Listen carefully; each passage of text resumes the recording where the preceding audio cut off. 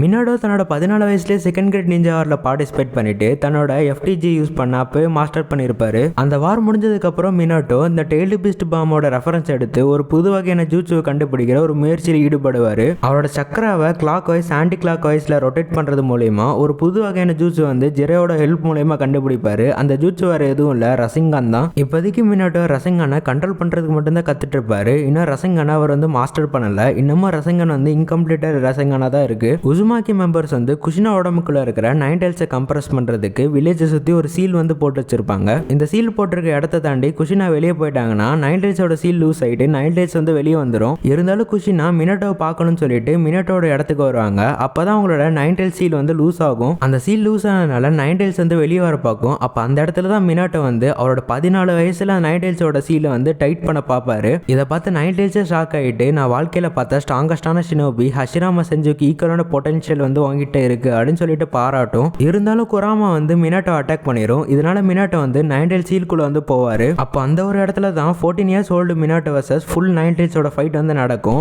உலகத்திலே ஸ்ட்ராங்கஸ்டான creature nine tiles வந்து அதோட டெய்ல்டு பீஸ்ட் பாம் வந்து மினாட்டோக்கு எகென்ஸ்டா பயன்படுத்தும். ஆனா இதுக்கு மினாட்டோ தன்னோட இன்கம்ப்ளீட் ரசங்கான யூஸ் பண்ணிட்டு அந்த டெய்ல்டு பீஸ்ட் பாம் பிளாக் பண்ணிட்டு அந்த டெய்ல்டு பீஸ்ட் பாம குராமோட வாய்க்குள்ளே தள்ளிடுவாரு. ஒரு வழியா மினாட்டோ வந்து நைன் டைல்ஸை டிஃபீட் பண்ணிட்டு அந்த இடத்துல மயக்கம் போட்டு விழுந்துருவாரு. இது நடந்து கொஞ்ச நேரம் கழிச்சு மினாட்டோ வந்து ஹாஸ்பிட்டல்ல இருந்து கண் முழிப்பாரு. கடைசியா குஷினா தான் மினாட்டோக்கு அவர் கண்டுபிடிச்ச ஜூட்சு பேரு ரசங்கான்னு சொல்லிட்டு வைப்பாங்க.